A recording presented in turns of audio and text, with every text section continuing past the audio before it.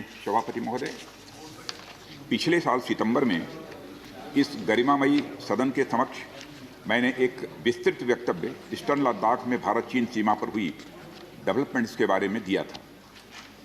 मैंने यह बताया था कि चीन द्वारा पिछले वर्ष अप्रैल मई 2020 के दौरान ईस्टर्न लद्दाख की सीमा के समीप भारी संख्या में शस्त्र बल तथा गोला बारूद आदि इकट्ठा कर लिया गया था। चीन द्वारा एलएसी के आसपास कई बार ट्रांसग्रेशन का भी प्रयास किया गया था। हमारी सशस्त्र सेनाओं ने उन सभी प्रयासों के दृष्टिगत उपयुक्त जवाबी कार्रवाई की थी।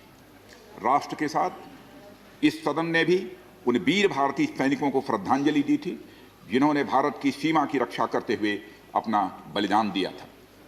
आज मैं इस सदन को कुछ और महत्वपूर्ण डेवलपमेंट्स के बारे में बताना चाहता हूं। सभापति महोदय, पिछले वर्ष सितंबर से दोनों पक्षों ने एक दूसरे के साथ मिलिट्री और डिप्लोमेटिक चैनल्स द्वारा संवाद स्थापित कर रखा है। हमारा यह लक्ष्य है कि एलएसी पर डिसएंगेजमेंट तथा यथास्थिति हो जाए ताकि पीस एंड ट्रैंक्विलिटी पुनः स्थापित हो सके। मैं संक्षेप में वहां की ग्राउंड सिचुएशन के बारे में सदन को दोबारा अवगत कराना चाहता हूं। सदन को ज्ञात है कि चीन ने अनधिकृत तरीके से लद्दाख केंद्र शासित प्रदेश के लगभग 38,000 वर्ग किलोमीटर पर 1962 के संघर्ष के समय से कब्जा बना लिया है।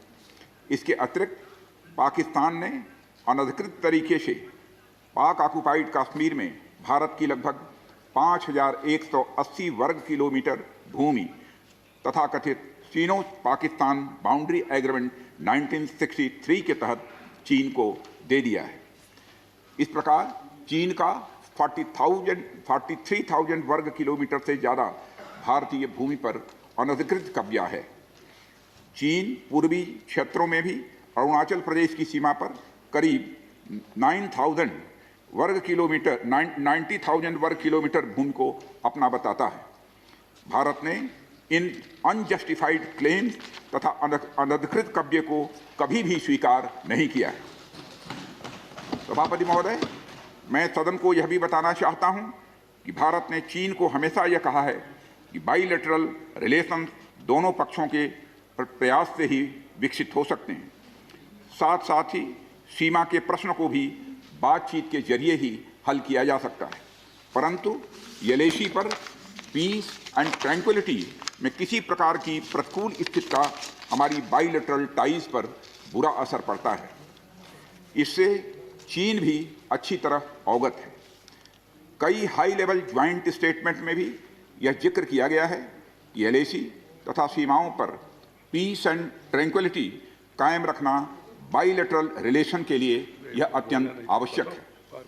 सभापति महोदय, पिछले वर्ष से चीन के द्वारा उठाए गए कदमों के कारण पीस एंड ट्रैंक्विलिटी पर प्रतिकूल असर पड़ा है। इसके फलस्वरूप चीन और भारत के संबंधों पर भी प्रभाव पड़ा है। उच्च स्तर पर चीन के साथ कई बार बातचीत के दौरान, जिसमें मेरे द्वारा चीनी रक्षा मंत्री के साथ पिछले सितंबर की बैठक और मेरे सहयोगी विदेश मंत्री श्री जयशंकर जी की चीनी विदेश मंत्री के साथ तथा हमारे एनएसए श्री अजीत जी डोभाल की अपने चीनी काउंटर पार्ट के साथ बातचीत शामिल है। हमने यह स्पष्ट कर दिया है सभापति महोदय कि यह अत्यंत आवश्यक है कि एलएसी के सभी फ्रिक्शन पॉइंट पर डिसएंगेजमेंट किया जाए ताकि पीस एंड ट्रैंक्विलिटी पुनः स्थापित हो सके। सभापति महोदय, पिछले वर्ष मैंने इस सदन को अवगत कराया था कि एलएसी के आसपास ईस्टर्न लद्दाख में कई फ्रिक्शन एरियाज बन गए हैं। चीन ने बड़ी संख्या में सेना एवं गोला बारूद आदि भी एलएसी के आसपास तथा उसके पीछे अपने क्षेत्रों में इकट्ठा कर लिया है। हमारे सशस्त्र सेनाओं द्वारा भी भारत की सुरक्षा की दृष्टि से एडिक्वेट तथा इफेक्टिव काउंटर डिप्लॉयमेंट भी किए गए हैं। मुझे यह बताते हुए सभापति महोदय गर्व महसूस हो रहा है कि भारतीय सेनाओं ने इन सभी चुनौतियों का डटकर सामना किया है सभापति महोदय, तथा अपने शौर्य एवं बहादुरी का परिचय पेंगांग त्सो के साउथ एवं नॉर्थ बैंक पर दिया है। सामरिक दृष्टि से महत्वपूर्ण कई क्षेत्रों को चिन्हित कर हमारी सेनाएं कई पहाड़ियों के ऊपर तथा हमारे दृष्टिकोण से उपयुक्त अन्य क्षेत्रों पर भी मौजूद हैं। भारतीय सेनाएं अत्यंत बहादुरी से लद्दाख की ऊंची दुर्गम पहाड़ियों तथा कई मीटर बर्फ के बीच में भी सीमाओं की रक्षा करते हुए अडिग हैं और इसी कारण हमारा एज बना हुआ है। सभापति महोदय, हमारी सेनाओं ने इस बार भी यह साबित करके दिखाया है कि भारत की संप्रभुता एवं अखंडता की रक्षा करने में वे सदैव हर चुनौती से लड़ने के लिए तत्पर हैं और अनवरत कर रहे हैं। सभापति महोदय, पिछले वर्ष से मिलिट्री एंड डिप्लोमेटिक लेवल पर चीन के साथ हमारा संबंध बना रहा है। इस बातचीत में हमने चीन को यह बताया है कि 3 सिद्धांतों के आधार पर हम इस समस्या का समाधान चाहते हैं। फर्स्ट, दोनों पक्षों द्वारा एलएसी को माना जाए और उसका आदर किया जाए। दूसरा, किसी भी पक्ष द्वारा यूनिलेटरली स्टेटस को बदलने का प्रयास न किया जाए। तीसरा, सभी समझौतों का दोनों पक्षों द्वारा पूर्ण रूप से पालन किया जाए। सभापति महोदय, फ्रिक्शन क्षेत्रों में डिसएंगेजमेंट के लिए भारत का यह मत है कि 2020 की फॉरवर्ड डिप्लॉयमेंट जो एक दूसरे के बहुत नज़दीक हैं वे दूर हो जाएं और दोनों सेनाएं वापस अपनी अपनी स्थायी एवं मान्य चौकियों पर वापस लौट जाएं। सभापति महोदय, बातचीत के लिए हमारी स्ट्रेटजी तथा अप्रोच माननीय प्रधानमंत्री जी के इस दिशा निर्देश पर आधारित है कि हम अपनी 1 इंच जमीन भी किसी और को नहीं लेने देंगे। हमारे दृढ़ संकल्प का ही यह फल है कि हम समझौते की स्थिति पर पहुंच गए हैं। इन दिशा निर्देशों के दृष्टिगत सितंबर 2020 से लगातार मिलिट्री एंड डिप्लोमेटिक लेवल पर दोनों पक्षों में कई बार बातचीत हुई है कि इस डिसएंगेजमेंट का म्यूचुअली एक्सेप्टेबल तरीका निकाला जाए। अभी तक सीनियर कमांडर्स के स्तर पर 9 राउंड्स की बातचीत हो चुकी है।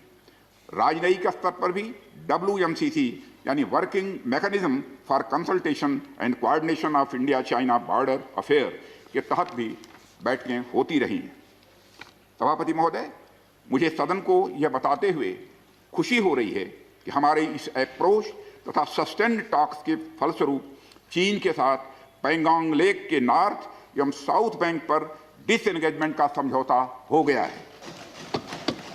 और इस बात पर भी सभापति महोदय इस बात पर भी सहमत हो गई है कि पैंगोंग लेक से पूर्व से पैंगोंग लेक से पूर्ण डिसएंगेजमेंट के 48 आवर्स के अंदर सीनियर कमांडर स्तर की बातचीत हो तथा बाकी बचे हुए मुद्दों पर भी हल निकाला जाए।